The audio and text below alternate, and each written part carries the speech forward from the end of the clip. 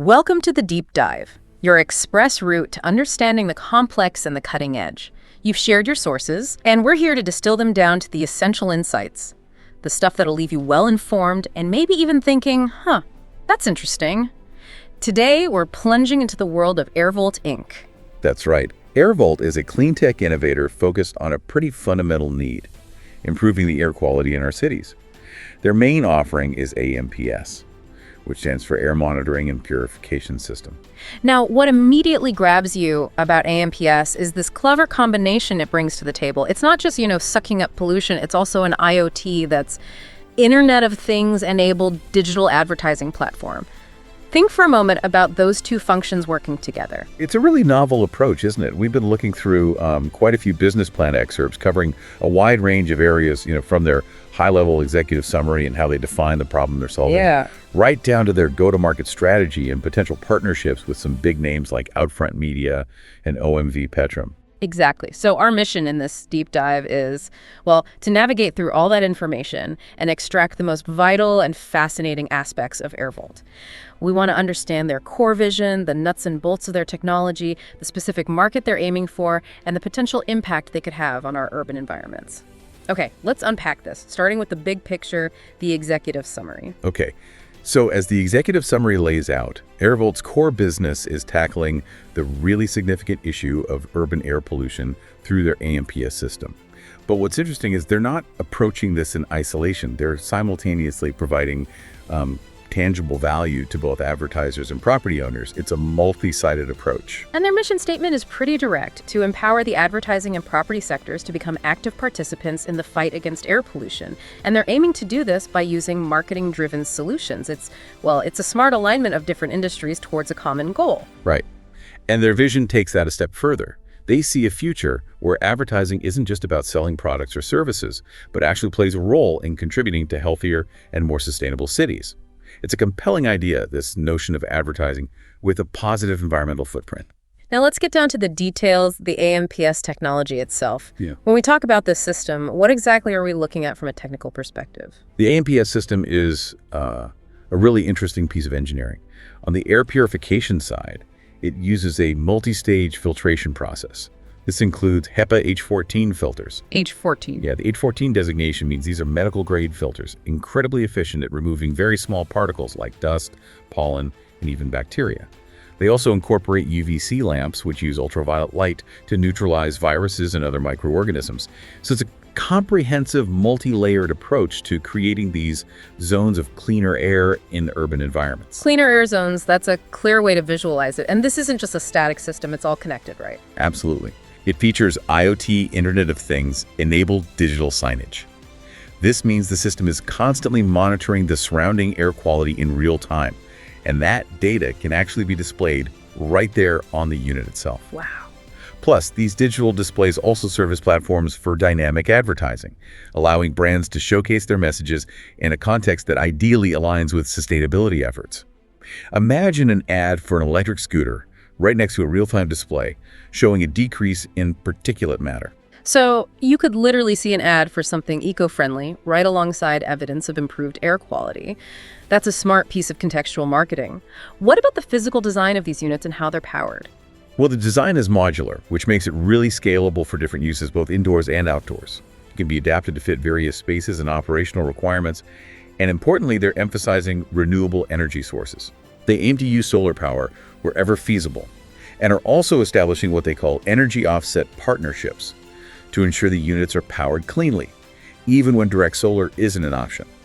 An energy offset partnership typically means they invest in renewable energy projects equivalent to their energy consumption. And in today's world, people want to know, things are on the level. How are they ensuring transparency with this system? Good question. They've implemented a blockchain-backed system for data transparency. Blockchain is essentially a decentralized, tamper-proof digital ledger. In this context, it ensures accountability by providing verifiable records of both the air quality improvements achieved and the impact of the advertising displayed. Okay, so that adds trust. Exactly. A significant layer of trust for everyone involved, from the property owners hosting the units to the advertisers using the platform and the communities benefiting from cleaner air. This isn't just a buzzword. It directly addresses a growing demand for verifiable environmental impact. Let's talk about the real-world impact. The executive summary throws out some pretty impressive numbers regarding what each unit can achieve. Yeah, what's fascinating here is the sheer scale of the environmental benefit per unit. According to their projections, each AMPS unit can remove over 83 kilograms of carbon dioxide and 16 kilograms of particulate matter every single year. Wow, per unit. Per unit. And it processes a massive 240,000 cubic meters of air annually. That's a really significant environmental contribution from a single piece of hardware. Which, of course, has direct implications for public health by reducing people's exposure to those harmful pollutants we constantly hear about. And sounds like there's a compelling economic angle to this as well. Exactly. For property owners, the model is designed to have no upfront cost. In fact, they reportedly benefit from a share of the advertising revenue generated by the unit while simultaneously getting cleaner air on their property. Right, that's attractive. And for advertisers, the value proposition extends beyond just getting their message seen. It's about demonstrating corporate social responsibility, often referred to as CSR, and having that positive environmental impact quantified to that transparent data we just discussed. So it's a win-win-win situation, at least in theory. Advertisers get to show they're environmentally conscious and have the data to back it up. Property owners get a cleaner environment and a potential new revenue stream without any initial investment. And ultimately, communities benefit from healthier air. It's a neat alignment of incentives. And the executive summary also highlights the massive market opportunity. This isn't some small niche problem they're trying to solve. Not at all.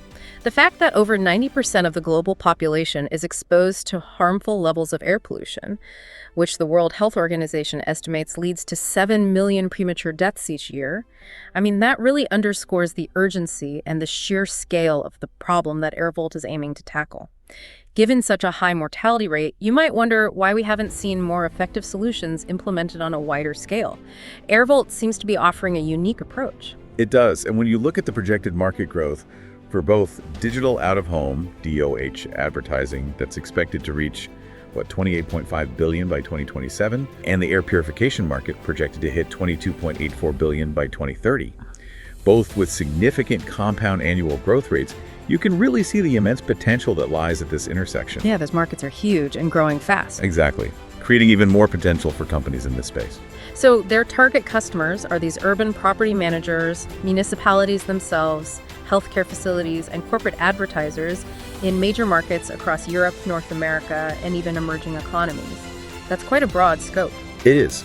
And their approach is underpinned by some really solid environmental and ethical commitments. They're aiming for net zero carbon operations, supporting biodiversity by incorporating pollinator-friendly designs for their outdoor units. Oh, that's a nice touch. Isn't it? And adhering to key regulations and standards, like GDPR, the General Data Protection Regulation in Europe, and ISO quality management standards. They also mention a commitment to building a diverse workforce, working with ethical suppliers, and engaging with local communities through initiatives like urban rewilding projects and by providing affordable advertising space for non-governmental organizations or NGOs. That holistic approach definitely adds to their overall appeal and brand image. And in what is likely a fairly crowded market, what key advantages are setting Airvolt apart from the competition? Well, their competitive advantage seems to really center around that core integrated approach, the combination of air purification and advertising functionality within a single unit. The blockchain-backed data transparency we discussed is another key differentiator, as is their stated focus on a circular economy.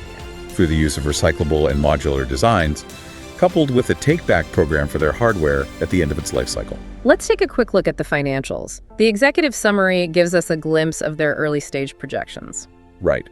They're projecting around €38,500 in annual advertising revenue per unit, in addition to potential income streams from the valuable air quality data they collect. Their initial pilot program involving 100 units in Bucharest during 2025 and 2026 is expected to generate $3.85 million in revenue. Okay, so a decent start. Yeah, and looking further ahead, their ambition is to capture 3% of that total addressable market by the year 2030, which they estimate translates to a $1.4 billion service addressable market. Those are certainly ambitious targets, but potentially achievable given the size and growth of the markets they're targeting. And finally, their plan for entering the market, their go-to-market strategy, is laid out in distinct phases. Yes. Phase 1 is that initial pilot program in Bucharest. Phase 2 involves a broader regional expansion across key markets in Europe and North America in the following couple of years. And Phase 3 is focused on achieving global scale, starting from 2027 onwards, including expansion into regions like Asia and the Middle East. So to summarize the executive summary, it really paints a picture of a company with a compelling vision, innovative technology that addresses a clear need, a massive market opportunity to tap into, and a well-defined strategy for achieving growth, all while aiming to make a tangible positive impact on both the environment and public health in urban areas. Exactly. It's a business model where, at least on paper, their commercial success is directly linked to achieving those broader social and environmental goals they've set out. Okay, let's now delve deeper into the specific problem that Airvolt is addressing and the solution they're proposing. We've already touched on the scale of air pollution, but what are the specific health and economic impacts that their business plan outlines in more detail? The business plan really digs down into the specifics here. On the health front, they highlight the well-established links between urban air pollution and a wide range of respiratory illnesses, such as asthma and chronic obstructive pulmonary disease, or COPD. Right. They also point to serious cardiovascular problems, including heart attacks and strokes, and reiterate that staggering statistic from the World Health Organization: 7 million premature deaths annually are attributed to air pollution globally. That truly is a devastating number. And the impact isn't limited to just adults, is it? Children and other vulnerable populations are particularly at risk. No, absolutely not. The impact on vulnerable groups is significant. They mention cognitive delays and developmental disorders in children, increased health risks for pregnant women, and even emerging research linking air pollution exposure to mental health issues like anxiety and depression, as well as neurodegenerative diseases later in life. Furthermore, the strain this puts on healthcare systems and the resulting increase in healthcare expenditures, estimated at €1 trillion annually within the European Union alone, represents an enormous economic burden. So, beyond the immense human cost, there's a very significant economic burden associated with urban air pollution as well. Absolutely. There are the direct costs we just mentioned, healthcare expenses and lost productivity due to illness, but there are also significant indirect costs, such as reduced overall economic growth, and negative impact on tourism and property values in heavily polluted areas, and even agricultural impacts from ground-level ozone-damaging crops. Right. In the long term, persistently high levels of air pollution can even damage a city's global competitiveness, making it a less attractive place to live, work, and invest. And it's not just an economic problem contained within city limits, is it? There are broader environmental and social costs that extend beyond financial metrics. Correct. Various air pollutants contribute to environmental damage, like acid rain. They can harm urban green spaces and biodiversity, and they exacerbate the urban heat island effect, making cities even hotter. Right, I've heard about that. And socially, it's often the most economically disadvantaged and vulnerable populations who are disproportionately exposed to the highest levels of pollution, leading to significant health inequities and social injustice. The problem seems almost overwhelming when you lay out all those interconnected impacts. What about the role of policy and the global economic costs associated with failing to address air pollution effectively? Well, the report points to a number of policy failures, including regulations that are either ineffective or poorly enforced, and a general lack of sufficient public and private investment in truly sustainable solutions. On a global scale, the contribution of urban air pollution to broader climate change has massive economic implications. One projection they cite estimates potential costs reaching a staggering $178 trillion by the year 2070 if greenhouse gas emissions and air pollution aren't significantly curtailed. 178 trillion. That's almost unimaginable. It is. And of course, pollution doesn't respect geographical boundaries, so there are significant cross-border impacts where pollution generated in one region affects the air quality and health in neighboring areas. To really bring the scale of this problem into focus, they include some specific case studies of highly polluted cities, right? Yes, they do. They highlight the situation in Delhi, India, where the average resident has reportedly lost approximately 9 years of life expectancy due to the severe air pollution levels in 2021. 9 years. 9 years. The estimated annual economic loss for Delhi alone is a staggering $36 billion, representing about 1.36% of India's total GDP. They also mention London in the UK, which experiences around 4,000 premature deaths annually due to air pollution, with an associated economic cost estimated at $3.7 billion. So huge numbers. Yeah, and even a major U.S. city like Los Angeles is estimated to suffer annual economic losses of around $15 billion due to the health and other impacts of air pollution. These concrete examples really help to put the immense scale of the problem into a more tangible perspective. So clearly, there's a huge and urgent need for effective solutions. They briefly mentioned some of the broad strokes to the need for renewable energy, cleaner transportation systems, and green urban planning initiatives. But then they pivot to some of the very specific barriers that municipalities often face when trying to implement air quality solutions on the ground. Right, and this is a really crucial point to understand. While city governments generally recognize the severity of the air pollution problem, they often encounter significant practical hurdles when it comes to implementing effective solutions. Financial constraints are a major one. Budgets are always tight. Exactly. Many cities operate on tight budgets and have limited funds available for new, large-scale infrastructure projects. Then there's the sheer logistical complexity of setting up and managing comprehensive air quality monitoring and purification systems across an entire urban area. And the expertise required. That's another barrier. Many municipalities also lack the in-house technical expertise required to manage advanced Internet of Things, IoT systems, and analyze the vast amounts of data they generate. And beyond these very practical logistical challenges, there are perhaps less tangible but equally important issues like public awareness and engagement, as well as the ever-increasing regulatory pressures they face. Absolutely. Raising public awareness about air quality issues and effectively engaging citizens in solutions can be a significant challenge. Yeah. And with both national and international air quality standards becoming increasingly stringent, municipalities are under growing pressure to demonstrate compliance and implement effective measures to meet these evolving regulatory demands. So, given these specific barriers that cities face, how does Airvolt's proposed solution specifically address these municipal pain points? Okay, this is where their particular business model becomes really quite clever. To directly address the financial constraints, they offer that revenue sharing model based on the advertising displayed on the AMPS units. The zero upfront cost model? Exactly. This essentially presents a zero upfront cost solution for the city, as the capital expenditure is covered by Airvolt, with the city potentially even earning a share of the advertising revenue. To tackle the infrastructure and logistical complexities, their AMPS units are designed to be relatively plug-and-play. Easier installation. Right, and Airvolt takes responsibility for the installation, ongoing maintenance, and any necessary repairs. Regarding the lack of in-house technical expertise, the AMPS units come pre-equipped with all the necessary IoT technology, and Airvolt provides a turnkey service, including comprehensive data analytics and regular performance reporting, minimizing the technical burden on the municipality. And how do they aim to address those softer but still critical issues of public awareness and the growing regulatory pressures? Well, the dual-purpose design of the AMPS units, which prominently displays both commercial advertising and real-time air quality data, serves as a powerful tool for raising public awareness about local air pollution levels. Makes sense. It's right there. Yeah. Furthermore, the detailed data-driven monitoring provided by the AMPS system can significantly assist municipalities in tracking their compliance with various air quality regulations and in planning more effective, targeted interventions to improve air quality in specific areas. It sounds like they've really put a lot of thought into how to make their solution not only effective, but also highly appealing and accessible to municipalities facing these common challenges. Now, the other significant side of their business model is advertising.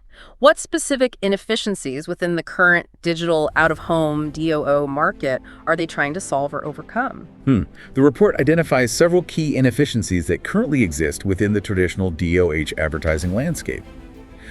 One significant issue is the lack of meaningful differentiation among most DOH advertising platforms. Often, it's simply a screen displaying ads, lacking any tangible added value. It's just another screen. Pretty much.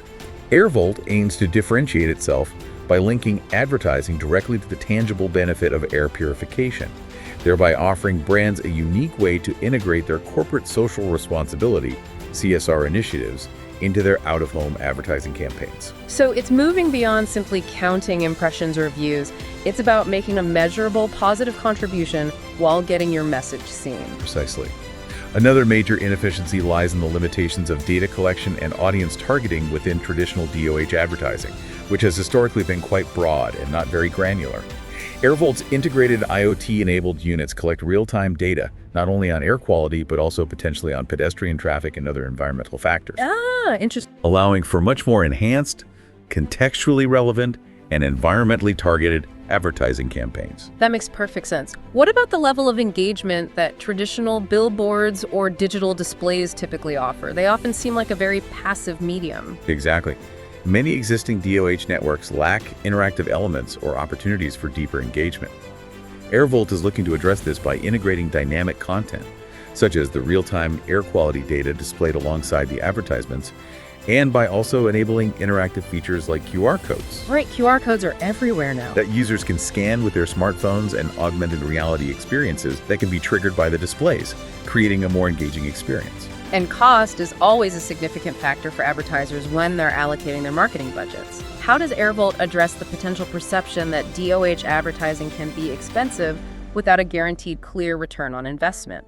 Well, because Airvolt directly ties advertising campaigns to measurable improvements in local air quality, they can offer advertisers not only traditional advertising metrics, but also a tangible environmental and societal return on investment, ROI, in addition to those standard measures. So an ROI beyond just sales. Exactly. The dual-purpose nature of the AMPS units providing both advertising space and air purification is also intended to make the overall advertising proposition more cost-effective compared to investing in separate advertising channels and CSR initiatives. Location is also absolutely key in the world of advertising. Is Airvolt looking at deploying their units in different kinds of locations compared to where you typically see traditional DOH advertising? Yes, that's a strategic part of their approach.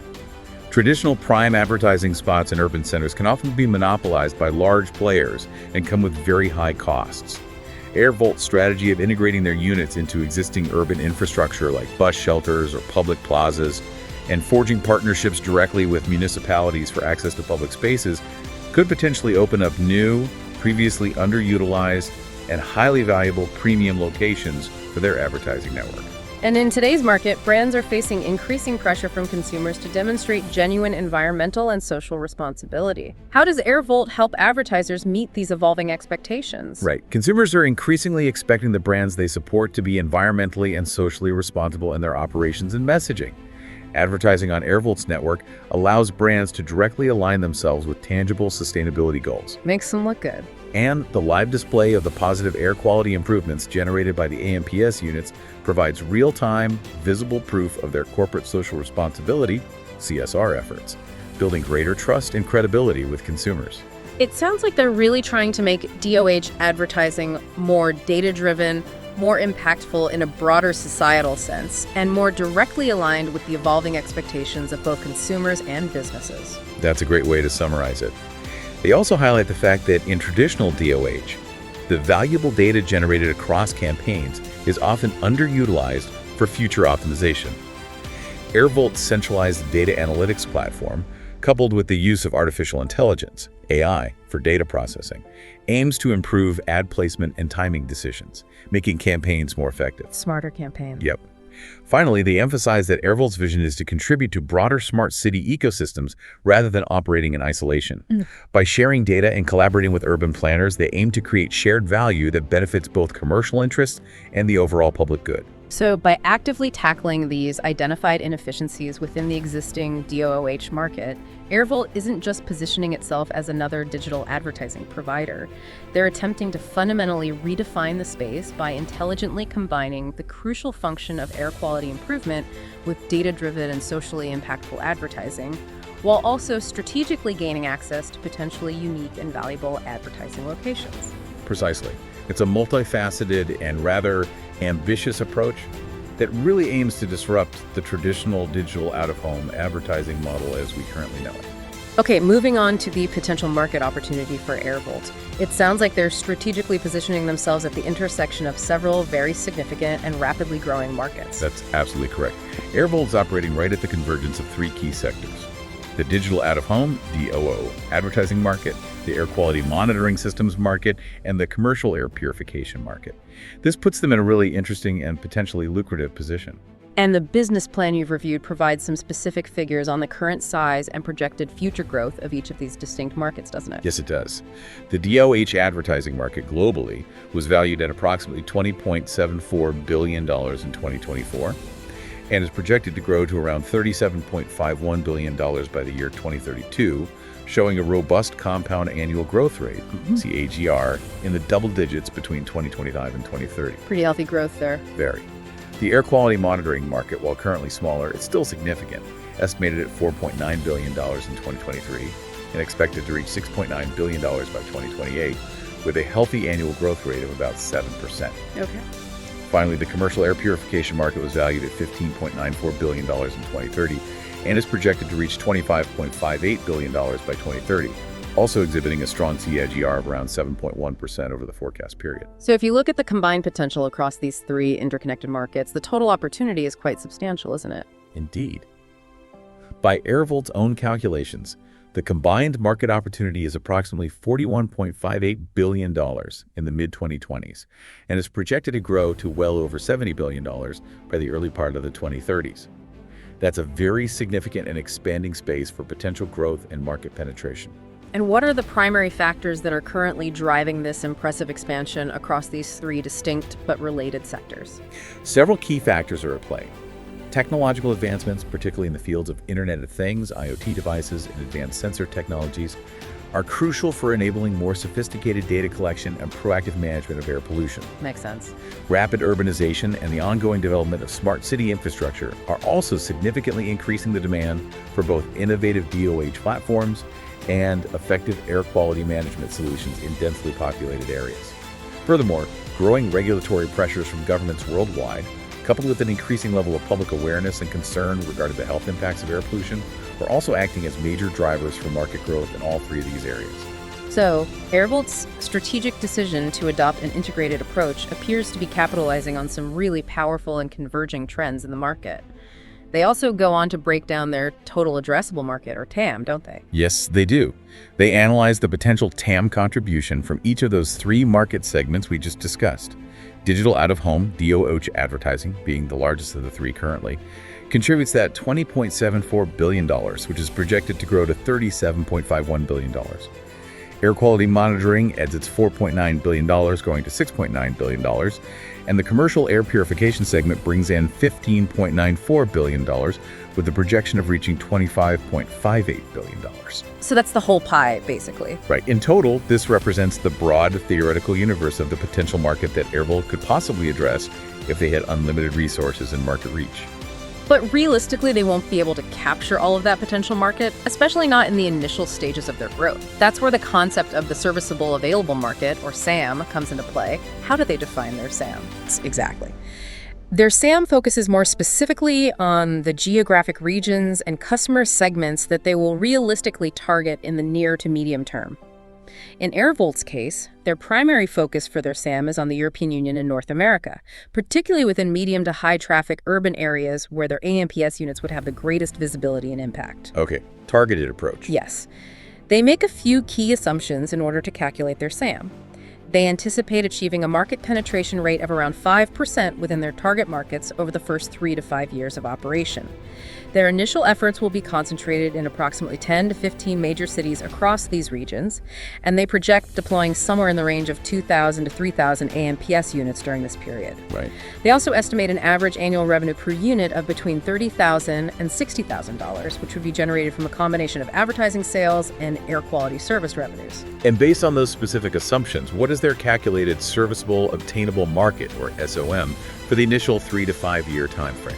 Using an average of those assumptions, let's say around 2,500 AMPS units deployed across their target cities, each generating an average annual revenue of $40,000, they arrive at a serviceable obtainable market, SOM, of approximately $100 million annually within that initial 3 to 5 year period. This represents the portion of their SAM that they realistically aim to capture in the near term.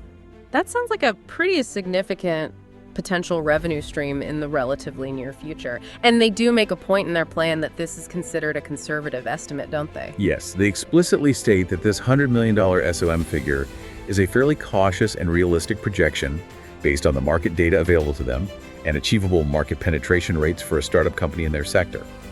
They also emphasize the considerable potential for significant future growth as they successfully expand their operations into more cities, achieve higher rates of adoption among their target customer segments, and further optimize their various revenue streams over time. So the overall market opportunity for Airvolt, clearly appears to be both substantial in size and continuing to grow at a healthy pace, and their strategic approach seems specifically designed to effectively tap into key segments that offer significant near-term and long-term potential. Let's shift our focus now to the core of Airvolt's offering, the technology and product innovation behind their AMPS system. It definitely sounds like it's far more than just a standard digital billboard that happens to have an air filter attached to it. Definitely. They are positioning their AMPS system as a true and thoughtful fusion of cutting-edge environmental technology and highly effective digital advertising capabilities. The key features of this system really underscore this integrated approach. As we've discussed, you have the IoT Internet of Things-enabled digital signage, which is designed for flexible deployment in both indoor and outdoor urban environments. Yes. Then there's the sophisticated multi-stage air filtration system, which includes HEPA and carbon filters as well as UVC light for comprehensive air purification. The system also incorporates real-time air quality monitoring capabilities, providing crucial data. And of course, the dynamic digital advertising integration is a core component of their business model. Beyond these core features, they're also emphasizing the potential for synergy with broader smart city initiatives. How so? Envisioning AMPS units contributing to citywide air quality monitoring networks and providing valuable environmental data for urban planners and policymakers. So when we talk about the technological innovation inherent in the AMPS system, what are some of the specific areas that Airvolt is highlighting as being particularly novel or advanced? They are pointing to several key areas of technological innovation. One is the modular and highly adaptable nature of their filtration systems, which allows them to be specifically tailored to address the particular environmental conditions and pollution challenges of different deployment locations. Customizable, then. Yes, exactly. The use of advanced IoT sensors is crucial for gathering the real-time air quality data that drives both the monitoring and the dynamic advertising aspects of the system. They're also leveraging blockchain technology, as we touched on earlier, to ensure the transparency, security, and accountability of the collected air quality and advertising impact data. Right, the trust factor again. Yeah.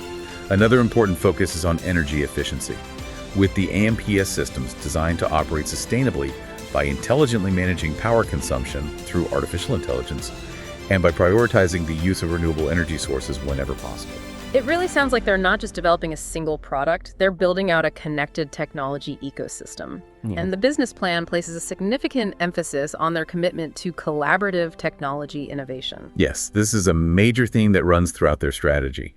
They explicitly talk about fostering what they call an open innovation ecosystem by actively pursuing cross-industry partnerships with a diverse range of technology providers, environmental organizations, and academic research institutions. Yeah. They're also making a concerted effort to engage with the broader startup ecosystem, looking for opportunities to integrate complementary and emerging technologies into their AMPS platform. And this collaborative approach extends beyond just the technology itself to encompass the broader smart city landscape as well, doesn't it? Absolutely.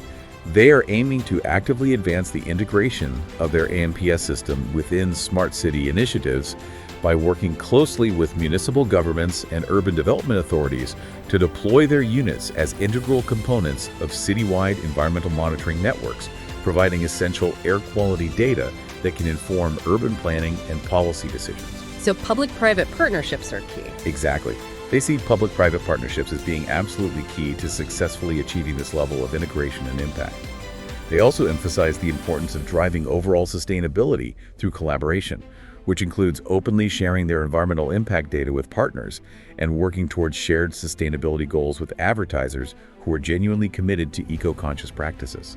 It sounds like a very outward-looking and partnership-oriented approach to fostering innovation and maximizing their overall impact. They also specifically mention co-development of certain critical technologies.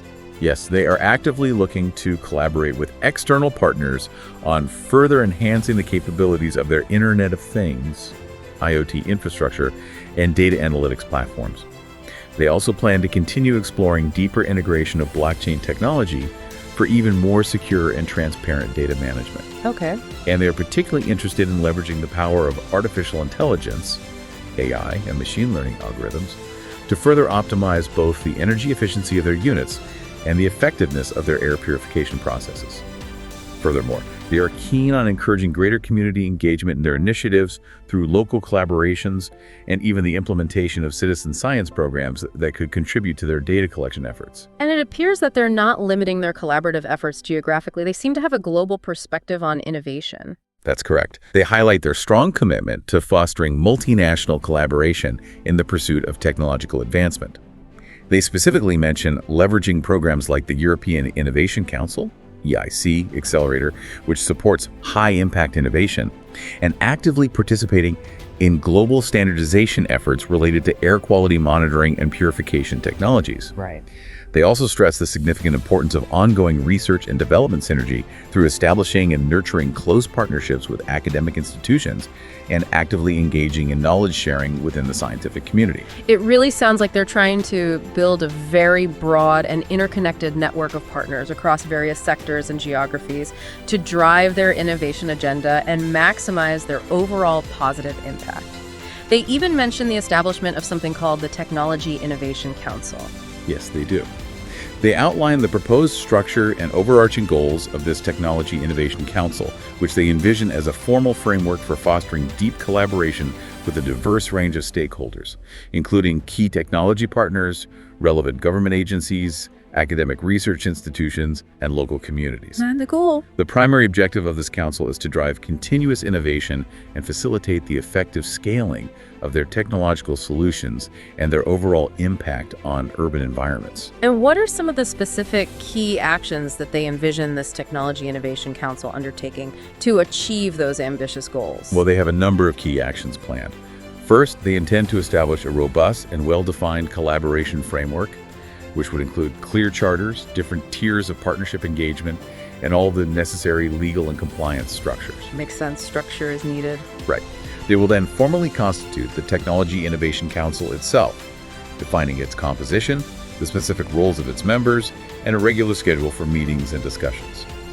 A crucial element will be developing a streamlined and effective partner onboarding process, including proactive outreach to potential collaborators, clear evaluation criteria for assessing partnership opportunities, and potentially a dedicated online portal for managing these relationships. Okay.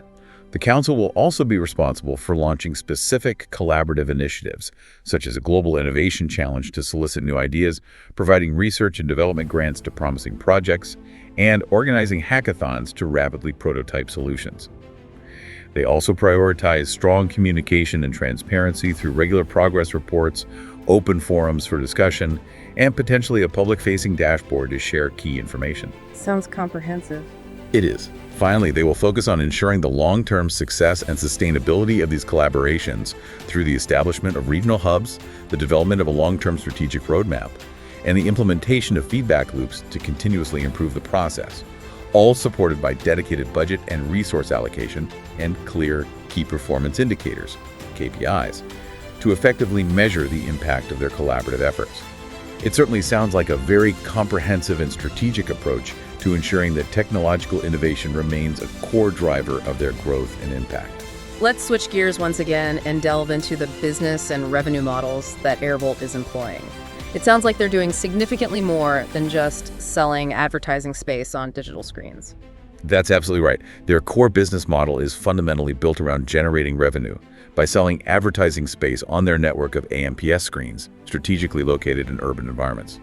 However, the crucial and differentiating aspect is that the air purification functionality of the AMPS units is not just a side benefit. It's integral. Exactly. It's actually integral to their value proposition and enables their placement in key locations.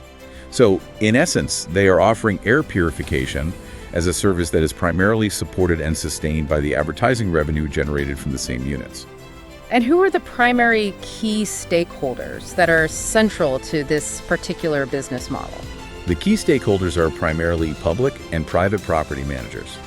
Think of those responsible for operating shopping malls, airports, large office buildings, and public transit hubs who can host the AMPS units on their premises. Right, the location owners. Yes. And then, of course, there are the advertisers themselves who are increasingly interested in finding effective ways to reach urban audiences while also demonstrating their commitment to corporate social responsibility, CSR, and environmental, social, and governance, ESG principles. So as we've discussed previously, the value proposition seems to be quite compelling for both of these key stakeholder groups. property owners get the benefit of improved air quality on their property and potentially a new revenue stream through advertising revenue sharing, often with no upfront capital investment required. Yep, a big plus for them. And advertisers gain a unique platform to showcase their brands in an environmentally conscious way, with the added benefit of being able to link their campaigns to tangible improvements in local air quality. Right. And the business plan actually goes into a surprising level of detail, outlining a rather diverse portfolio of potential revenue streams. They've identified no fewer than 13 distinct ways in which they could potentially generate income from their integrated platform. This multifaceted approach really underscores their ambition to build a resilient and sustainable business. 13. Wow, that's quite a comprehensive list.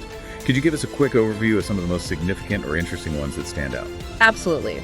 Naturally, the core revenue stream is advertising revenue itself, which they envision coming through various channels, including direct sales of DOOH, digital out-of-home advertising space, leveraging programmatic advertising platforms for more efficient ad buying and selling, and securing larger brand sponsorships for specific campaigns or locations. Okay, standard ad stuff, but with their twist. Exactly. They also anticipate generating content-specific advertising revenue, potentially charging a premium for ads that align with social responsibility themes or are specifically localized to the area where the AMPS unit is located. Furthermore, they're even considering subscription-based models, perhaps offering ad-free operation of the AMPS units to property owners for a recurring fee, or providing tailored advertising packages to specific clients. That covers the advertising side quite thoroughly. What about the revenue streams that are directly related to the air quality monitoring and purification aspects of their business? They have several potential income streams there. These include traditional service contracts for ongoing air monitoring as a service, AMAHAN-AS, and for more intensive air quality remediation services if needed. They also foresee offering subscription plans that would provide users with premium access to the detailed air quality data collected by their network. The data itself has value. Precisely, as well as real-time alerts for significant pollution events.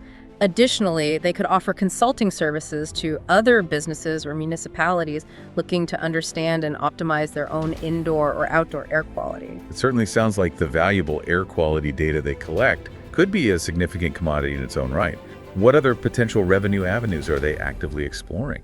Well, they are also looking at potential revenue from hardware sales, perhaps for customized AMPS units tailored to specific client needs, or for smaller, more portable versions of their technology. They also mention exploring leasing models, such as hardware as a service, HOSS agreements offering flexible terms. HOSS makes sense for this kind of equipment. It does. As we've already discussed, data monetization is a key area, including direct sales of anonymized air quality data to research institutions or other interested parties, as well as establishing partnerships that would provide API, Application Programming Interface, access to their data streams for integration into other platforms. They also plan for more traditional revenue streams like maintenance and after-sales services, which would include selling replacement filters for the AMPS units and offering extended warranty contracts. And given their strong focus on environmental sustainability, it's not particularly surprising that they're also exploring the integration of renewable energy sources as a potential avenue for revenue generation. Yes, that's right. This could potentially include selling any surplus green energy credits that their solar-powered units might generate back to the grid, as well as forming strategic energy partnerships with renewable energy providers. Okay. Any others? That's already quite a few. A few more. They also mentioned the possibility of generating revenue through various other avenues, such as corporate partnerships and technology licensing agreements, as well as offering educational workshops and community outreach programs related to air quality. They could also tap into environmental and health-related incentives, such as earning carbon credits based on the amount of pollution they remove, and potentially forming partnerships with health insurance providers or offering CSR, corporate social responsibility recognition packages to advertisers. It really seems like they are meticulously trying to leverage all the different facets of their integrated platform to generate a diverse and sustainable set of revenue streams. Are there any other particularly interesting or innovative ones that caught your attention? A few more that stood out include the potential for revenue from research and development opportunities, such as securing government grants or collaborating on private research projects, and also leveraging their intellectual property. They also mention event-based revenue, perhaps through temporary installations of AMPS units at large public events for both air purification and targeted advertising. Like festivals or conferences. Exactly. Furthermore, they're considering the possibility of developing affiliated products and branded merchandising related to air quality and sustainability. And finally, they are exploring sustainability-linked revenue opportunities, such as establishing brand certification programs for businesses that actively participate in improving air quality or forming partnerships for eco-labeling initiatives. This really demonstrates a very comprehensive and forward-thinking approach to building a robust and resilient business model. It definitely sounds like they've thoroughly explored a wide array of potential income streams, reflecting the innovative and multifaceted nature of their core business. For a growing company like Airvolt, especially one with a dual focus on advertising and environmental impact, understanding the cost of bringing on new customers and the long-term financial value those customers represent is absolutely critical for ensuring sustainability and attracting investment. Totally. This is precisely where the metrics of customer acquisition cost, or CAC, and customer lifetime value, or CLV, become so important. Right. So CAC essentially tells you how much money the company needs to spend, on average, to acquire a new paying customer. And CLV helps to project the total amount of revenue a single customer is expected to generate for the business over the entire duration of their relationship. What are some of the key factors that are likely to influence these metrics specifically for Airvolt? Okay, for their customer acquisition cost, CAC, several factors will be significant. Firstly, the specific type of target customer they are trying to acquire, for instance. The cost and effort involved in securing a new advertising client might differ considerably from that of partnering with a municipality to deploy their units. Different sales cycles, I imagine. Exactly. Secondly, the various marketing and sales channels they utilize, such as digital advertising campaigns, direct sales teams, or strategic partnerships, will each have their own associated costs that contribute to the overall CAC. Finally, their initial pilot programs, while essential for demonstrating the value and effectiveness of their AMPS system, will likely involve certain upfront acquisition costs related to identifying and onboarding those early-stage partners. And what kind of estimated customer acquisition cost figures does their analysis suggest for these different customer types? Their estimates suggest a customer acquisition cost, CIs, per individual advertising client in the range of approximately $5,000 to $10,000. Okay. However, acquiring a municipality as a long-term partner is projected to be a significantly more substantial investment, potentially ranging from $20,000 to $50,000. This higher figure likely reflects the longer sales cycles involved in securing government contracts and the potential need for more extensive pilot programs and stakeholder engagement. That makes sense. Now, looking at the other side of the equation, what are the primary factors that will influence the customer lifetime value for Airvolt's different customer segments? Right, the CLV. For Airvolt, this will be primarily driven by the total revenue they're able to generate from each customer over the entire duration of their relationship. For advertisers, this would include the total spend on various advertising campaigns and any potential upsells to premium ad placements or longer-term contracts. For municipalities, it would encompass their share of the ongoing advertising revenue generated by the AMPS units deployed in their jurisdiction, as well as any fees for additional air quality monitoring or related services they might utilize. Crucially, customer retention rates will also play a significant role in determining CLV. Longer-term contracts and successful mutually beneficial relationships will naturally lead to a higher lifetime value. Keeping customers happy. Yep.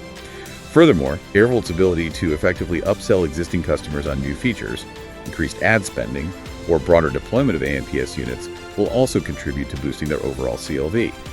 And what are their estimated customer lifetime value figures for advertisers and municipalities? Their analysis estimates a customer lifetime value, CLV, per advertising client in the range of $90,000 to $150,000 over an average relationship duration of approximately 3 years. Okay, quite high compared to the CAC. Exactly.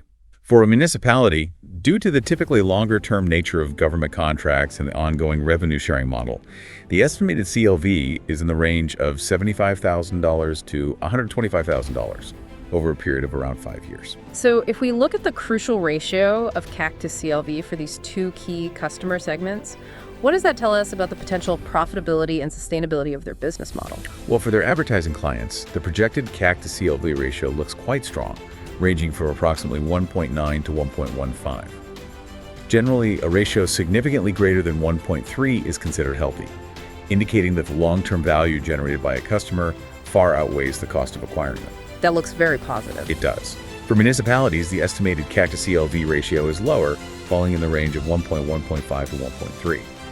While this is still generally considered a viable ratio, it suggests that Airvolt will need to pay close attention to optimizing their acquisition costs and ensuring long-term engagement with their municipal partners to maximize profitability from the segment. And what specific strategies do they outline for optimizing their customer acquisition cost and increasing their customer lifetime value as they scale their operations? To optimize their CAC, they emphasize the importance of strategically focusing their initial marketing and sales efforts on high-value urban locations where they can achieve maximum visibility and impact. They also plan to leverage strategic partnerships to potentially share customer acquisition costs and reach a wider pool of potential clients. Sure. Furthermore, they intend to explore scaling their advertising sales efforts through partnerships with established advertising agencies that already have extensive networks and relationships. To increase CLV, their strategies include focusing on securing long-term contracts with both advertisers and municipalities, actively pursuing upselling opportunities by offering premium ad placements or expanded service packages, and implementing effective retargeting strategies to encourage repeat business and continued engagement. So while the initial investment in acquiring municipalities as partners might be relatively higher, the potential for stable long-term value appears to be there. And for advertising clients, the projected returns on investment could be quite significant if they can effectively manage their acquisition costs and maintain strong customer relationships. Absolutely. The overall analysis of their CAC and CLV suggests a strong underlying potential for long-term profitability and a sustainable business model. However, it also underscores the ongoing need for diligent monitoring, careful optimization, and continuous refinement of their customer acquisition and retention strategies as they continue to scale their operations and expand their market presence. The business plan also provides some more detailed considerations for building more precise and dynamic models for both CAC and CLV. What are some of those key steps and recommendations they make? Right. For developing more sophisticated CAC models, they stress the importance of clearly and comprehensively defining all the individual cost elements involved in acquiring a new customer. Not just direct marketing and sales expenses, but also relevant overhead costs. Need the full picture. Exactly. They recommend meticulously estimating the specific costs associated with each different customer acquisition channel they plan to utilize, and then tracking the number of customers successfully acquired through each of these channels. They also suggest building a detailed spreadsheet model that allows them to input these various cost elements and acquisition numbers, and importantly, to conduct sensitivity analysis by adjusting different cost assumptions to see how they impact the overall CAC. Okay, and for CLV? For creating more robust CLV models, they advise clearly defining all the potential revenue streams they can generate from each type of customer over time and factoring in realistic customer retention rates based on industry benchmarks and their own early experiences.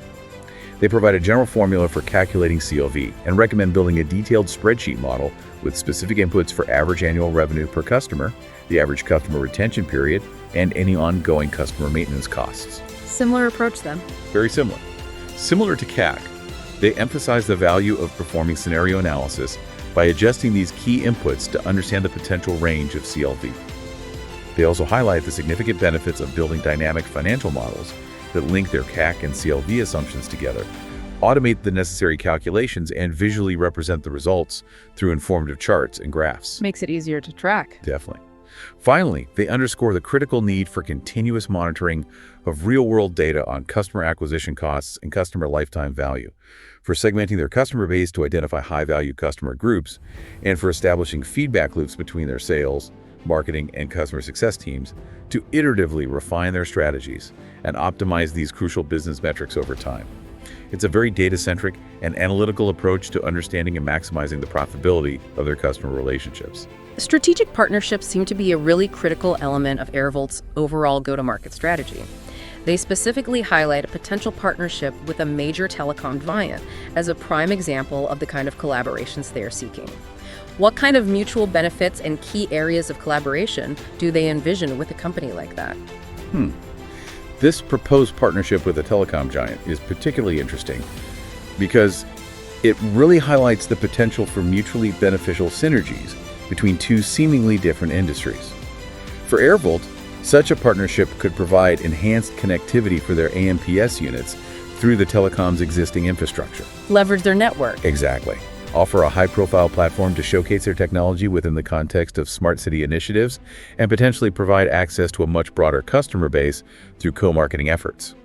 On the other side, for the telecom company, it's an opportunity to demonstrate the real-world applications of their advanced network technologies, such as 5G in a sustainability-focused domain. Good PR for them. Right. And to potentially expand their service offerings within the burgeoning smart city sector, and to align their brand with a tangible environmental benefit. And what are some of the specific areas where they envision these two types of companies collaborating most effectively to achieve these mutual benefits? The business plan outlines several key areas for potential collaboration. Firstly, in the realm of IoT, Internet of Things, connectivity and infrastructure, they could leverage the telecom's advanced networks, including 5G and other smart city infrastructure, to ensure reliable and high-speed data transmission for Airvolt's AMPS units, enabling real-time air quality monitoring and dynamic advertising. Critical for the tech to work. Absolutely. Secondly, they could collaborate directly on smart city deployments, with AMPS units potentially serving as key nodes within the telecom's broader urban IoT ecosystem. Another significant area is co-branded digital advertising, where the AMPS screens could be used to promote both Airvolt's services and the telecom's offerings, potentially even creating bundled advertising packages for the telecom's existing corporate clients. Interesting. Data sharing, too. Yes, data and analytics is another crucial area, with the potential to integrate the rich air quality data collected by AMPS with the telecom's big data platforms to generate valuable insights for urban planning, environmental monitoring, and even targeted advertising. Finally, they discuss opportunities for optimizing energy and connectivity, perhaps through joint projects focused on integrating renewable energy solutions or offering bundled connectivity and power management services as part of the AMPS deployment package. It really sounds like a relationship that could offer some truly synergistic advantages for both parties involved. What kind of potential revenue streams might this type of partnership be able to generate for both the telecom company and for Airvolt themselves? Well, for the telecom company, potential new revenue streams could include increased IoT subscription fees from Airvolt for the data connectivity required by their network of AMPS units, opportunities to upsell bundled advertising services to their existing base of business clients by leveraging the Airvolt platform. New services for them to sell. Right. And the potential to monetize the enriched data analytics derived from the integration of Airvolt's air quality data with their own big data platforms, offering valuable insights to municipalities and other stakeholders. For Airvolt, they could benefit from reduced operational costs by potentially accessing the telecom's existing network infrastructure and connectivity services at competitive rates, gain expanded market reach by tapping into the telecom's extensive customer base, and potentially even receive subsidies or joint funding for projects that integrate advanced telecom technologies into their AMPS units, enhancing their capabilities and market appeal. It's not just about the direct business benefits, though, is it? They also touch on the potential for joint marketing and corporate social responsibility, CSR initiatives, that could arise from such a collaboration. Absolutely. They envision launching co-branded marketing campaigns that would effectively communicate their shared commitment to promoting urban sustainability and creating cleaner, healthier cities. They could also collaborate on public education programs designed to raise awareness about the benefits of IoT technology and air purification solutions. Building awareness together. Exactly. Furthermore, they could jointly report on the positive sustainability milestones achieved through their partnership, such as the total amount of pollutants removed by AMPS units powered by the telecom's green infrastructure, enhancing the public image and CSR credentials of both organizations. And to make these potential collaborations more concrete, the business plan even provides some specific examples of how such a partnership could manifest in real-world applications. Yes, they suggest several illustrative use cases. One is the deployment of AMPS units as integral components of telecom-enabled smart city infrastructure, where they could simultaneously monitor air quality and serve as connectivity hubs for other smart city devices. Dual function again. Right. Another idea is deploying AMPS units at events sponsored by the telecom company, providing both air purification for attendees and interactive advertising opportunities. They also propose developing a co-branded mobile application that could provide users with real-time local air quality data alongside relevant offers and information from both Airvolt and the telecom. Yes, well, for consumers. Yeah. Finally, they even suggest installing AMPS units within the telecom's own office buildings as part of employee wellness programs, showcasing the technology and its benefits firsthand. These examples really help to demonstrate the potential breadth and depth of such a collaborative relationship. Beyond a major telecom player, what other key types of stakeholders does Airvolt identify as being particularly important for the successful execution of their go-to-market strategy and overall growth? They highlight several other crucial categories of stakeholders. First, they recognize the importance of regional market access partners, which could include regional internet service providers, ISPs, or local government entities that can facilitate their entry and expansion within specific geographic markets. Getting local access. Exactly. Then there are the technology enablers. These are companies that provide essential hardware and software components for the AMPS system, such as IoT sensor manufacturers, artificial intelligence software developers, and specialized hardware providers. Renewable energy partners are also absolutely key, as we've already discussed, to ensure the sustainable and cost-effective powering of the AMPS units. Right. Urban development and smart city partners, such as city governments, urban planning agencies, and real estate developers, are vital for integrating AMPS into the fabric of urban infrastructure and smart city initiatives. Public health and environmental organizations, like the World Health Organization, WHO, or local environmental protection agencies, EPAs, as well as relevant non-governmental organizations, NGOs, and university research groups, can provide valuable credibility, scientific validation, and opportunities for collaborative research. Lots of different groups involved. It's a whole ecosystem. Of course, advertising and media buyers, including advertising agencies and programmatic advertising platforms, are crucial for driving revenue generation. Research and academic institutions can contribute to ongoing innovation and provide independent validation of their technology and impact. Logistics and distribution partners are essential for the efficient deployment, maintenance, and servicing of their network of AMPS units. Data and analytics stakeholders, including big data companies and analytics service providers, can help them leverage the vast amounts of data collected by their network. And finally, strategic financial stakeholders, such as venture capital firms and development banks with a focus on clean technology and sustainable investments, will be necessary for providing the capital required to scale their operations. The section on potential renewable energy partners goes into quite a bit of detail, even listing specific companies in both the US and the EU. It sounds like they're taking this aspect of their business very seriously. They definitely are. They outline clear objectives for forging partnerships in the renewable energy sector, primarily focusing on securing reliable sources of renewable power to operate their AMPS units, further enhancing their overall sustainability profile and brand image, and potentially reducing their long-term energy costs. Makes sense. They envision collaboration in several key areas, including the development of on-site renewable energy generation capabilities for their units, accessing existing renewable energy grids, collaborating on the design of even more energy-efficient AMPS units, and even exploring the possibility of developing joint service offerings or revenue-sharing models with renewable energy providers. They also emphasize the potential for co-branding and joint marketing initiatives, collaborative research and development efforts in the area of clean energy, and exploring various business models for these partnerships, such as power purchase agreements, PPAs, lease-to-own arrangements, and even joint ventures. They go on to provide concrete examples of potential partners, such as NextEra Energy and SunPower in the United States, and Iberdrola and Siemens Gamesa in the European Union. Big names. Yeah, even suggesting potential partnership scenarios, like a collaboration with Tesla Energy in the US for integrated energy storage solutions, or with Iberdrola in the EU for large-scale renewable energy supply. And the section focusing on advertising and media buyers also includes a fairly detailed incentive program that they are proposing. What are some of the key elements they are planning to offer to attract advertisers to their network of AMPS screens? Right. Their proposed incentive program for advertising and media buyers is quite comprehensive and designed to appeal to a variety of needs and priorities. It includes a range of financial incentives, such as tiered pricing discounts based on the volume of advertising purchased and the duration of their commitments, performance-based pricing models where advertisers pay based on achieved results, introductory trial offers to encourage initial adoption, and even potential matching of advertising credits for new clients. Standard levers, but important. Exactly.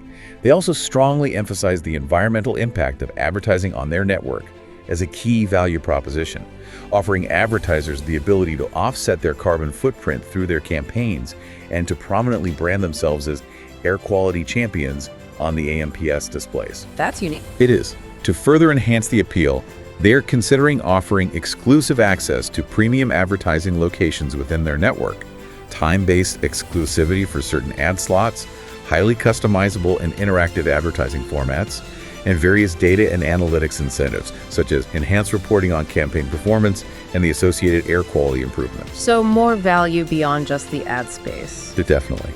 They're also exploring collaborative programs, including co-branding opportunities with Airvolt and shared initiatives focused on corporate social responsibility, CSR, as well as implementing loyalty and rewards programs for repeat advertisers.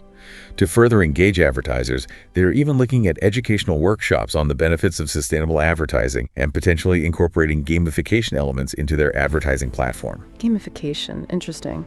Yeah. Finally, they recognize the crucial role of advertising agencies and are proposing strategic partnerships with agency-specific incentives and support. They also highlight the potential for CSR partnerships, where advertising spend can directly contribute to further air quality improvement initiatives, creating a powerful impact multiplier.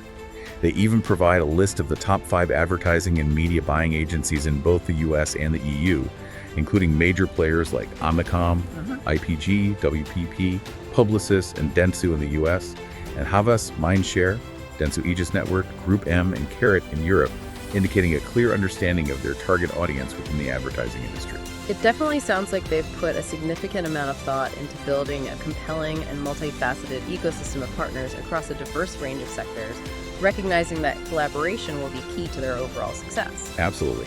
For any startup venture, particularly when seeking further investment and demonstrating viability, showcasing tangible traction and robust validation is absolutely crucial. How does Airvolt currently assess its progress in these two critical areas? Good question. The report defines traction as the measurable progress that Airvolt has made in demonstrating the value of their solution and gaining real interest from the market. They point to several key indicators of this traction. They've successfully secured over a dozen letters of interest from a diverse range of potential customers and partners, including companies like River Development, Schneider Electric, and Airly. Okay, LOIs are a good start. They are. They have a significant pilot program underway involving the deployment of 100 AMPS units in Bucharest, which will provide real-world performance data. They've also established market reach through strategic partnerships with key suppliers like Layard and Intel, as well as with property management companies, demonstrating their ability to get their technology into relevant locations. Getting the hardware out there. Right. Furthermore, they've completed multiple stages of prototyping and validation, testing their AMPS prototypes in a variety of different urban environments to refine their design and functionality. That certainly sounds like a solid foundation of early progress in terms of generating market interest and having a working product. What specific areas do they identify as needing further development to strengthen their traction in the market? Well, they acknowledge that while letters of interest are a positive sign, they need to focus on gathering robust performance data from their ongoing pilot program in Bucharest to quantitatively demonstrate the effectiveness of their solution. Need those hard numbers. Exactly. They also recognize the importance of converting these initial expressions of interest into firm, recurring customer contracts that extend beyond initial pilot deployments. And how is Airvolt currently validating its core business proposition, essentially proving that they're addressing a genuine market need with a feasible and scalable path to commercialization? For validation, they highlight the strong alignment between the problem they are addressing, urban air pollution, and the associated costs and their proposed solution, which offers a cost-effective approach for municipalities and provides a value proposition for the private sector by combining air purification with advertising revenue. The problem-solution fit. Precisely. They also emphasize the significant market opportunity that exists, with a total addressable market estimated at $65 billion by 2030 and a more immediately addressable, serviceable, obtainable market of $300 million. They point to their technology readiness level, indicating that their core technology has been prototyped and tested in relevant environments, demonstrating its technical feasibility. TRL5, I think they mentioned? That's right, progressing from TRL5. They have also received positive early feedback from potential customers, indicating a market demand for their integrated solution. Finally, they highlight their compliance with relevant regulatory standards, such as EN 1822 for air filtration, ISO 9001 for quality management, and GDPR for data privacy, which adds a layer of credibility and reduces potential barriers to market entry. Again, that sounds like a promising level of early validation. What areas do they see as needing further strengthening in terms of validating their business model and market assumptions? They recognize the need to further demonstrate a clear and compelling return on investment, ROI, for their early adopters, both the municipalities and the advertisers who are partnering with them. Show them the money, essentially. Basically, yes. They also need to publish more comprehensive and measurable outcomes from their pilot programs to provide concrete evidence of the effectiveness and impact of their AMPS units in real-world settings. So what are the key next steps that Airvolt plans to take in order to further strengthen both their market traction and the overall validation of their business? Their key next steps include diligently collecting and publishing the detailed results and key performance indicators from their ongoing pilot program in Bucharest to provide tangible evidence of their effectiveness. They will also be actively working to convert their existing letters of interest into firm, long-term customer contracts. Turning interest into commitment. Right.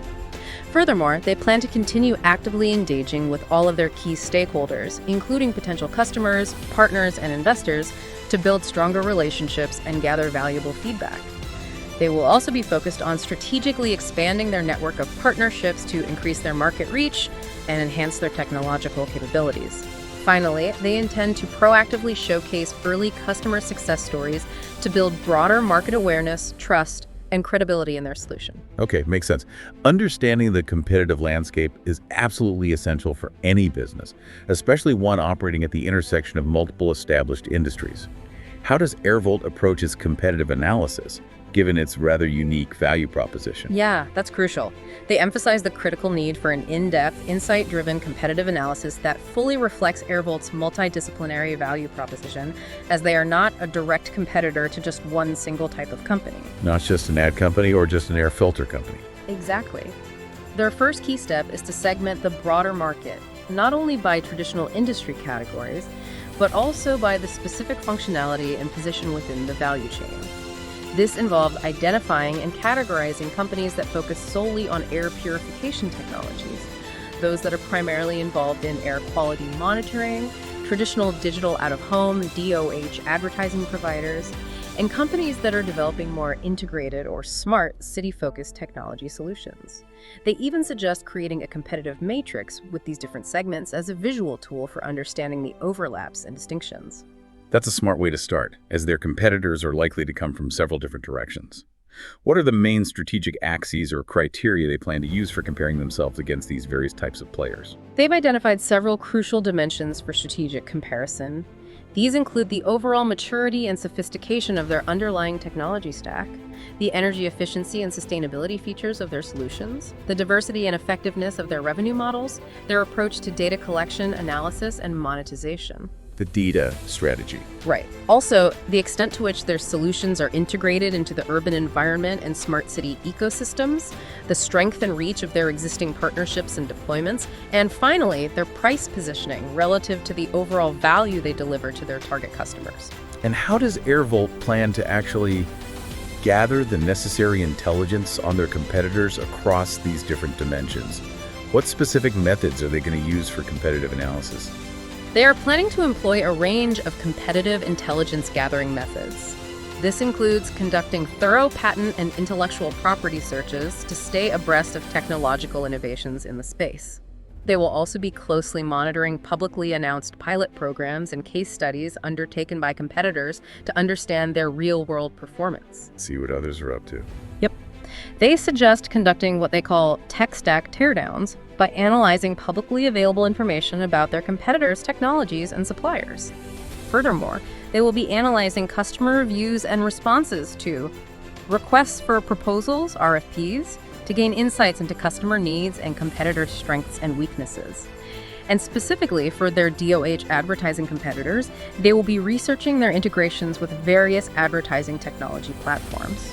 Based on this multifaceted approach to competitive analysis, where does Airvolt currently see its key competitive advantages and potential opportunities for differentiation in the market? Based on their initial analysis, they believe their key competitive advantages lie primarily in their core integration of air quality monitoring, air purification, and digital advertising within a single unified platform, which they perceive as being relatively unique in the current market. The integrated approach again. Exactly. They also see the valuable air quality data they collect and their transparent, blockchain-backed approach as significant differentiators. Furthermore, they believe their ability to directly connect advertising with tangible sustainability benefits and the modularity and adaptability of their hardware design offer distinct advantages over more traditional or single-function competitors. And finally, given that the competitive landscape is constantly evolving, how will Airvolt ensure that they stay informed and can adapt their strategy as new players emerge or existing ones change their approach? Good point. They plan to establish and maintain a living competitor tracker, utilizing digital tools like Airtable or Notion to continuously monitor the competitive landscape. This tracker will be used to record and analyze key information such as new product launches, significant deployments, pricing changes, and any notable partnerships or acquisitions involving their competitors. Keeping tabs constantly. Right. They also make a crucial point to include the analysis of what they term non-traditional competitors in their ongoing monitoring efforts. This could include companies in adjacent spaces like smart street furniture providers, environmental and ESG, environmental, social, and governance data providers, emerging climate tech startups, and even cloud-based digital out-of-home DOOH content management system providers, recognizing that competition can come from unexpected directions and that potential collaborators can also be indirect competitors. Navigating the complex world of legal and regulatory frameworks is crucial for a business like Airvolt, which operates in areas encompassing air quality, digital advertising, and data management. What kind of overview of the relevant legislation do they provide across different key regions? Yeah, that's a minefield, potentially. They offer a fairly comprehensive overview, breaking down the key legal and regulatory considerations by major geographic regions, including the European Union, Canada, the United States, and even the African Union. For each of these regions, they touch upon the relevant legislation pertaining to air quality standards and regulations, the specific rules governing digital out-of-home DOOH advertising, and the increasingly important legal frameworks surrounding data management and privacy. Let's start with the European Union. What are some of the key pieces of legislation they identify as being relevant in that region? Okay, within the EU, for air quality, they point to key directives such as the Ambient Air Quality Directive, the Industrial Emissions Directive, and the overarching EU Zero Pollution Action Plan, which sets ambitious goals for reducing pollution across various sectors. For the regulation of digital out-of-home DOOH advertising, they mention the E-commerce Directive, which addresses online activities, and the Audiovisual Media Services Directive, AVMSD, which covers a broader range of audiovisual content. What is particularly noteworthy is the level of detail they provide on local signage laws within individual EU member countries. Country by country. Yeah, they offer a comprehensive list with direct links to the specific legislation in almost every EU nation, from Austria and Belgium noting regional variations all the way through to Sweden, and even including the UK and Norway, which are not EU members but are important European markets. Finally, regarding data management within the EU, they correctly highlight the General Data Protection Regulation, GDPR, as the primary piece of legislation governing personal data. GDPR, of course. Along with the NIS2 directive, which focuses on cybersecurity, and the ePrivacy directive, which deals with electronic communications privacy. It's clear they have invested significant effort in understanding the complex and often fragmented regulatory landscape within the European Union. That level of detail on the local advertising regulations within the EU member states is indeed impressive. What about the key legal and regulatory considerations in Canada? In Canada, for air quality, they identify the Canadian Ambient Air Quality Standards, CAAQS, and the Canadian Environmental Protection Act, CEPA. When it comes to digital out-of-home, DOOH advertising, they mention specific local bylaws in major urban centers like Toronto, the Toronto Sign Bylaw, and Montreal, the Montreal Outdoor Advertising Regulation, as well as the broader Canadian Code of Advertising Standards. Okay, and data. On the data management front, they point to the Personal Information Protection and Electronic Documents Act, PIPEA at the federal level, and also specifically mention Quebec's Law 25, which is a significant piece of provincial legislation aimed at strengthening the protection of personal information and is often compared to Europe's GDPR in its scope and impact. And what about the regulatory landscape within the United States, which is another key target market for Airvolt? For the United States, regarding air quality, they highlight the Clean Air Act at the federal level, administered by the Environmental Protection Agency, EPA, as well as the importance of state implementation plans, SIPs, which outline how each state will meet the national air quality standards. Right, the EPA is key there. It's definitely.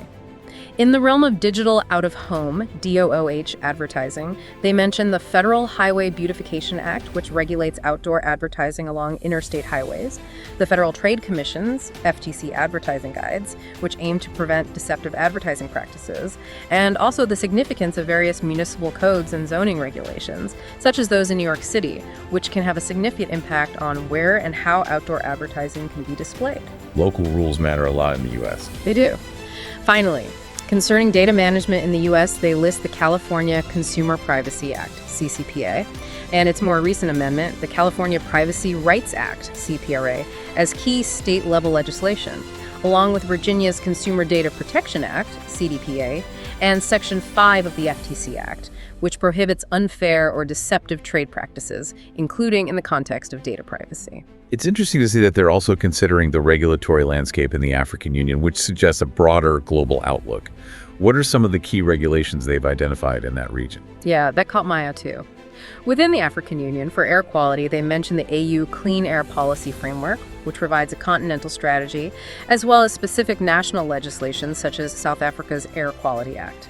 Regarding digital out-of-home (DOO) advertising, they point to relevant bylaws in major urban centers like Johannesburg and the Lagos State Signage and Advertisement Agency, LAAS in Nigeria. Okay, data privacy there. In terms of data management, they list the AU Malabo Convention on Cybersecurity and Personal Data Protection, as well as specific national laws like South Africa's Protection of Personal Information Act, EPIA, the Kenya Data Protection Act, and Nigeria's Nigeria Data Protection Regulation, NDPR. This inclusion of the African Union really demonstrates that Airvolt is taking a comprehensive and globally aware approach to understanding the diverse regulatory environments they may encounter as they pursue their international expansion plans. Securing the necessary capital is obviously a critical step for a company like Airvolt as they look to scale their operations and bring their vision to life. What kind of capital raise strategy do they outline in their business plan? Right, the money question. They begin by carefully considering the various significant costs involved in scaling their business. This includes the per-unit cost of manufacturing their AMPS stations, taking into account everything from initial prototyping and component sourcing to full-scale production and supply chain management. Building the actual units. Exactly. They also factor in the costs associated with deployment and installation of the units in urban environments, including infrastructure modifications and labor expenses. Additionally, they account for ongoing operational costs, such as routine maintenance, marketing and sales efforts, and personnel salaries. Finally, they base their initial capital raise target on their planned initial rollout of approximately 500 AMPS units across key markets in the European Union and North America. And based on all of those considerations, what is their rough estimate for the total amount of capital they will need to raise to execute on their initial plans? Based on their current projections, they estimate needing around $12.5 million, specifically for the manufacturing and initial deployment of those 500 AMPS units. They also anticipate needing between $4 million and $7 million to cover their operational costs over the first 12 to 18 months of significant activity. Okay, so adding that up. Yeah, this brings their total estimated initial capital requirement to approximately $18 million.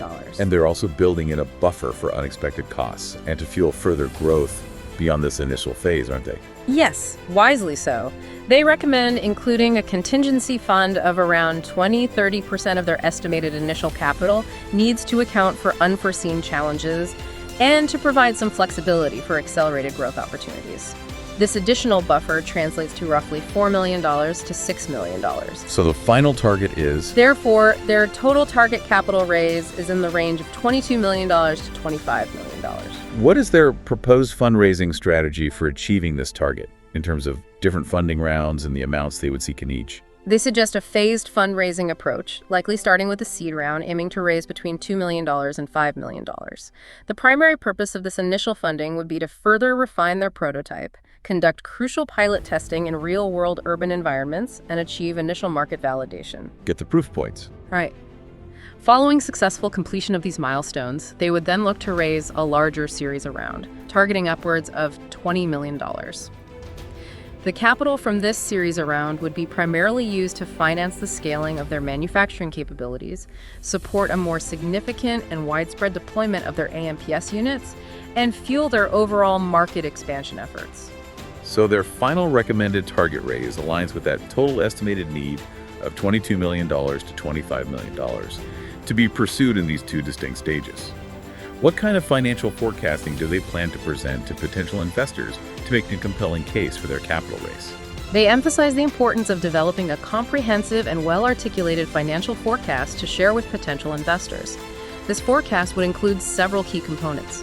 First and foremost, a detailed revenue forecast, outlining their projected income from various streams, such as advertising sales, air quality monitoring and related services, data monetization, potential revenue from sustainability certifications, and maintenance agreements. All those revenue streams we talked about. Exactly.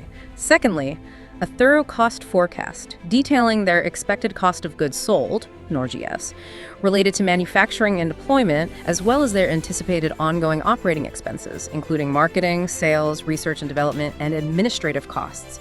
Based on these revenue and cost projections, they would then develop a full profit and loss P&L statement, a cash flow statement projecting their cash inflows and outflows over time, and a balance sheet providing a snapshot of their assets, liabilities, and equity at key points in the future. The standard financial package. Pretty much. They also highlight the crucial steps involved in creating these forecasts, including clearly defining all their anticipated revenue streams with specific and realistic projections for each, projecting sales growth based on the number of AMPS units deployed, the average revenue generated per unit, and their planned geographic expansion over time. On the cost side, they would provide a detailed breakdown of their cost of goods sold and their various operating expenses, taking into account how these costs might scale as their business grows. Finally, they stress the importance of creating multiple financial scenarios, a conservative, a base case, and an aggressive growth scenario to give potential investors a realistic understanding of the range of possible financial outcomes based on different market conditions and execution success. When a company like Airvolt goes out to raise capital from investors, they can naturally expect a significant number of probing questions about their business plan, their projections, and their overall strategy. The business plan you've reviewed actually includes a section anticipating potential investor Q&A. What are some of the key questions Airvolt expects to be asked, and how might they prepare to address them effectively? Yeah, that's smart planning. They anticipate a wide range of likely inquiries from potential investors. Questions about the specific round size they are seeking and how those funds will be allocated are almost guaranteed. While the exact breakdown might be in confidential sections of the full plan, they likely understand investors will want to know how their capital will be used to fuel scaling of operations, further research and development, international expansion into new markets, targeted marketing initiatives, and their ongoing commitment to sustainability. Use of funds is always key. Always. Investors will also heavily scrutinize their key performance indicators, KPIs, wanting to understand how Airvolt will measure success. These KPIs will likely include metrics such as revenue growth rates, the number of AMPS units deployed, their market penetration within target cities, the measurable improvements in air quality achieved, and the revenue generated per advertising slot or campaign. What about valuation? Ah, yes. The crucial topic of their pre-money valuation, the company's worth before the new investment, will also be a major point of discussion, with investors wanting to understand how this valuation is justified based on their financial projections, intellectual property, existing market traction, and overall scalability potential. They also expect questions on the rationale behind this specific amount of capital they are seeking in this particular round, the progress of any discussions with other potential investors or term sheets that they might have received. Any competing offers? Right. And why they might need to raise external capital even if they project positive earnings before interest, taxes, depreciation, and amortization, EBITDA. The answer to this likely being to accelerate their growth trajectory and pursue ambitious international and innovation goals more rapidly than they could through organic cash flow alone. Valuation expectations and the types of investors they are specifically targeting are also critical areas where investors will likely focus their questions. Absolutely. Airvolt likely anticipates that investors will have expectations of a high-growth valuation that reflects the significant market potential they are addressing and their innovative approach.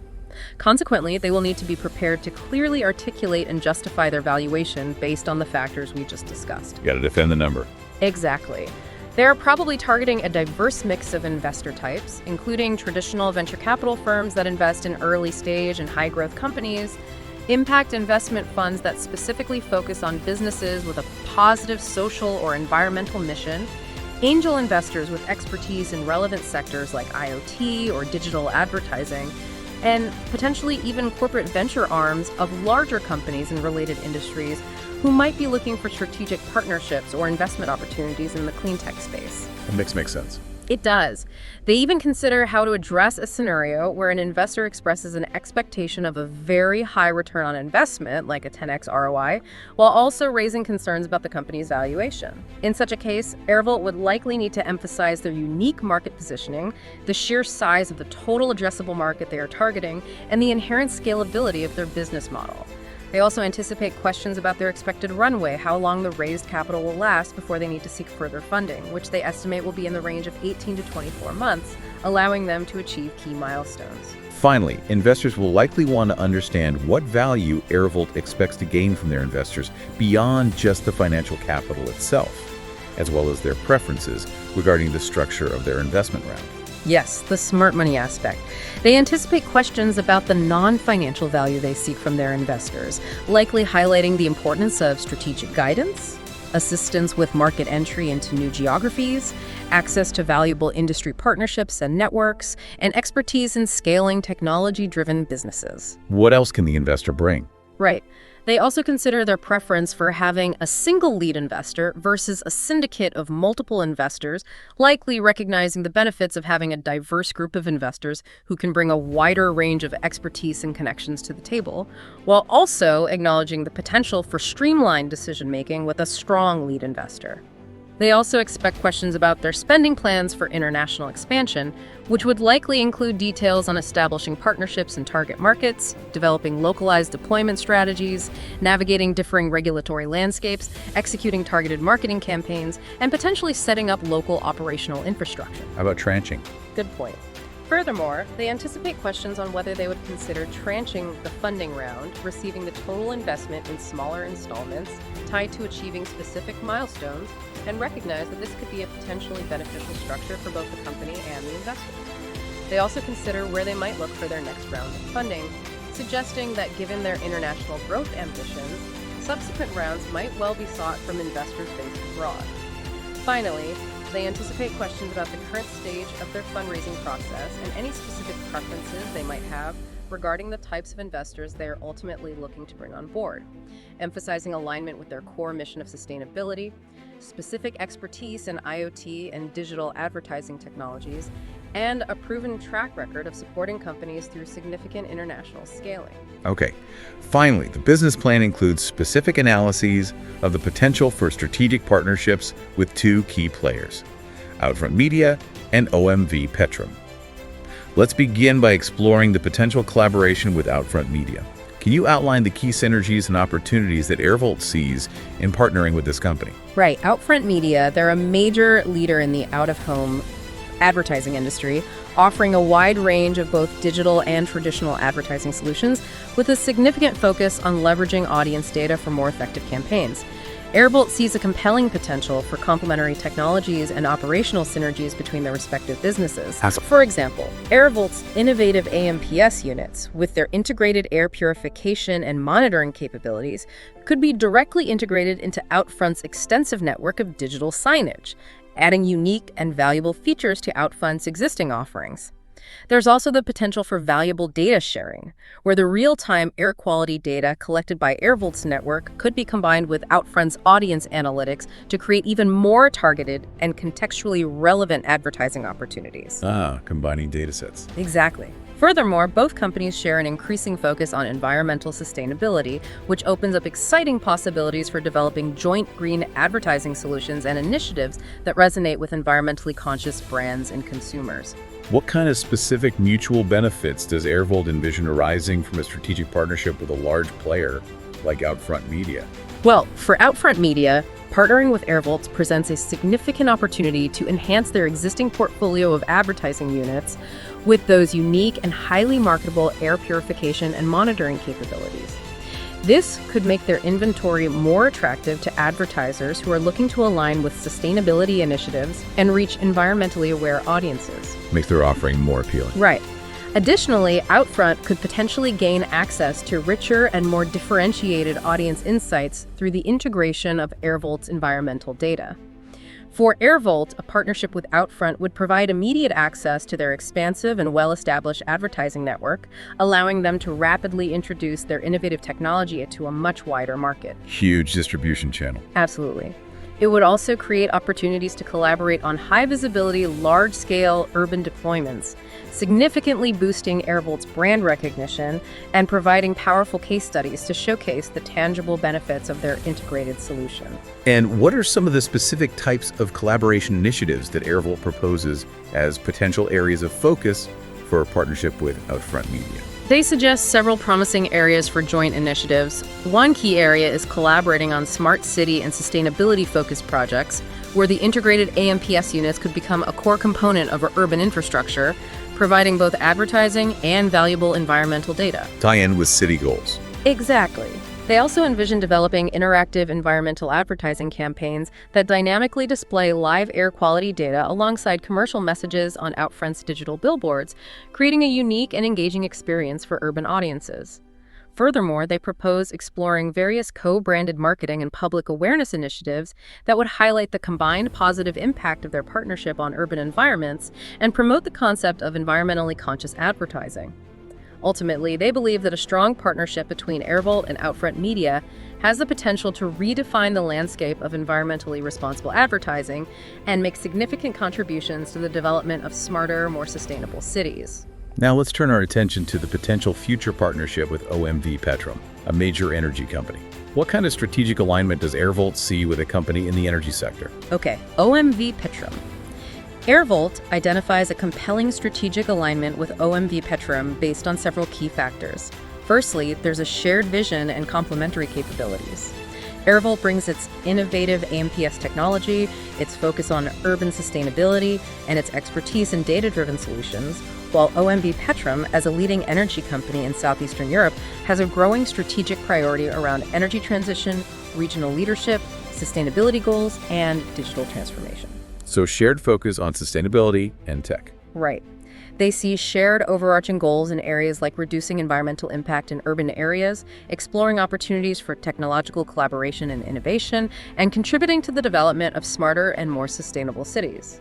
They also believe that a partnership could create significant mutual value, enhancing the public image and corporate social responsibility profiles of both companies, fostering cross-sector expertise and knowledge sharing, and driving innovation in the development and deployment of more sustainable energy and environmental solutions. What kind of specific partnership opportunities does Airvolt propose as potential areas of collaboration with OMV Petrom? They suggest several key areas for potential collaboration. One is the implementation of pilot projects, which could involve deploying AMPS units in urban areas near OMV Petrom's facilities or at their sustainable refueling stations, showcasing a commitment to cleaner environments and promoting sustainable transportation options. Makes sense. Visible locations. Exactly. There's also significant potential for joint research and development initiatives, perhaps through the creation of a joint innovation lab focused on exploring areas like hydrogen energy technologies and the development of more energy-efficient air purification systems, as well as the integration of energy and environmental data. Furthermore, they propose collaborating on sustainability campaigns aimed at raising public awareness about the importance of clean energy and improved air quality, potentially leveraging Airvolt's digital displays for educational initiatives, and OMV Petrom's reach within the energy sector. Of course, any potential partnership of this scale and complexity comes with its own set of potential risks and challenges that would need to be carefully considered and addressed. What does Airvolt identify as some of these potential hurdles in a collaboration with OMV Petrom? They acknowledge that there could be potential regulatory hurdles in navigating the complex energy and environmental sectors, as well as the inherent complexities of integrating Airvolt's technology and data systems with OMV Petrom's existing infrastructure and operational processes. They also recognize the importance of ensuring the long-term financial viability and mutual benefit of any joint projects undertaken. Got to make sure it works for both sides. Absolutely. And what kind of roadmap and potential next steps does Airvolt envision for developing and nurturing a successful partnership with OMV Petrom over time? Their proposed roadmap includes several phases. In the short term, they suggest focusing on establishing a clear partnership framework outlining the objectives and scope of collaboration, initiating initial pilot projects in strategically relevant locations, and aligning their public messaging around joint sustainability initiatives. Laying the groundwork. Right. In the midterm, they envision expanding the deployment of AMTS units across more of OMV Petrom's operational footprint, and potentially developing a co-branded innovation hub to foster further technological collaboration. They also see the importance of jointly developing comprehensive impact reports to quantify and communicate the environmental and social benefits of their partnership. Showing the results. Yep. For the long term, their aspirations include scaling their integrated solutions regionally, collaborating on EU-wide sustainability initiatives, and ultimately establishing themselves as leaders in the development and deployment of integrated clean energy and air quality solutions within the region. They conclude that this potential partnership represents a significant opportunity to effectively blend Airvolt's air purification expertise with OMV Petrom's energy sector leadership, leading to substantial positive environmental and social impact and enhancing both companies' positions in the evolving market. So, after taking this comprehensive deep dive into Airvolt Inc., what are some of the key takeaways that really stand out to you as particularly significant or insightful? I think the most compelling takeaway is the really innovative and potentially transformative core value proposition. The unique and intelligent integration of advanced air purification and monitoring technologies with a dynamic digital advertising platform. It's just smart. It allows them to address critical urban environmental challenges while simultaneously tapping into very significant and growing market opportunities in both the advertising and air quality sectors. Right. And were there any specific details or aspects of their business model, technology, or strategy that you found particularly intriguing or noteworthy during our discussion? Several things really caught my attention. The sheer scale of the air purification capacity of each individual AMPS unit, over 83 kilograms of CO2 a year, is quite remarkable. The use of blockchain technology to ensure data transparency for both their environmental impact and the effectiveness of their advertising campaigns is a